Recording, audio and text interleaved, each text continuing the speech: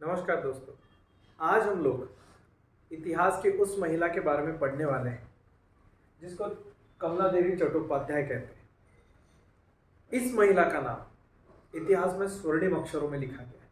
तो चलिए शुरू करते हैं। चट्टोपाध्याय जी का जन्म 1903 आज के कर्नाटक में हुआ।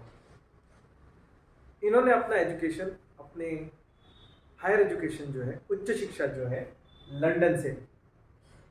लंदन से हाई एजुकेशन लेने के बाद जब ये भारत वापस आते हैं तब इन्होंने भारत के अंदर देखा कि भारत बहुत पिछड़े विचारों को लेकर चल रहा है और ऐसे समाज के अंदर कुरीतियां थी जिसकी ये सख्त विरोधी थी।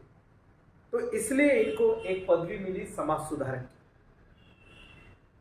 की। इन्होंने कई जगहों पर ब्रिटिश हुकूमत की गलतियों को भी बताया कि किस प्रकार ब्रिटिश हुकूमत आर्थिक रूप से भी शोषण कर रही है और सामाजिक परिवर्तन करना चाहिए, वहां पर भी ब्रिटिश हुकूमत जो है सामाजिक परिवर्तन नहीं कर रही है। इसीलिए उन्होंने कहा था कि ब्रिटिश हुकूमत को हिंदुस्तान में रहने का कोई अधिकार नहीं है, क्योंकि सामाजिक और आर्थिक मोर्चे पर यह ब्रिटिश हुकूमत जो है पूरी तरह से विफल हो चुकी है। इसीलिए उनको स्वतंत्रता सेनानी में भी कहा जाता था। इनके ऊपर गांधीवादी विचारों का बहुत ज्यादा प्रभाव था। गांधीवादी फिलॉसफी की ये पूरी तरह से समर्थक थी। अहिंसक, ट्रुथ, ठीक है, ट्रुथ एंड नॉन वायलेंस, वो दोनों भी विचारों को, गांधीवादी विचारों को इन्होंने समर्थन दिया। और सबसे कीमती मतलब कि कमला देवी जी ने जो अपने सबसे मुख्य कार्य किए उसमें सबसे पहला काम था भारतीय हस्तकला में नवजागरण लाना, और ये काम करने वाली उस समय की वो प्रथम महिला थी।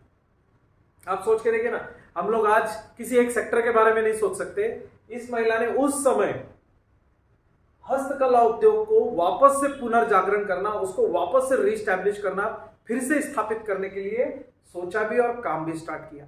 और इनका दूसरा योगदान जो था वो था हथकरघा उद्योग, ठीक है, बुनकरों के लिए भी इन्होंने बहुत कुछ किया है। तो ये दो काम के लिए कमला देवी जी का नाम अमर हो चुका। और फिर बाद में उन्होंने थिएटर के लिए भी बहुत पुनर्जागरण के काम किए। उन्होंने कहा था कि थिएटर एकमात्र ऐसा माध्यम बन सकता है जहां पर हम समाज को सुधार सकते हैं और समाज के अंदर समाज की कुरीतियों को बता सकते हैं। इतना ही नहीं तो उन्होंने अपने लेखन के द्वारा भी उन्होंने समाज के अंदर नवचेतना जगाई। ऐसी बहुमुखी प्रतिभाशाली महिला हमारे देश में इन्होंने जन्म लिया।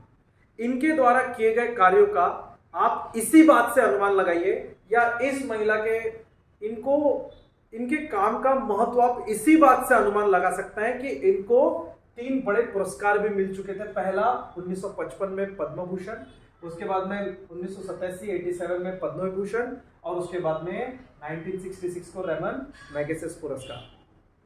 अब ये 3 पुरस्कार मिलने के बाद उन्होंने अपना जीवन सादगी में जिया, देश के लिए जिया, और जैसे कि कहा जाता है कि हर एक व्यक्ति का एक न एक दिन तो अंत होगा ही। तो उन्होंने 1988 को मुंबई में अपनी अंतिम सांसें ली और इस देश को अलविदा बोला। अब आप इमेजिन करके देखिए, 2017 में स्मृति ईरानी जी के द्वारा अंतर्राष्ट्रीय महिला दिवस के अवसर पर महिला बुनकर व शिल्पियों के लिए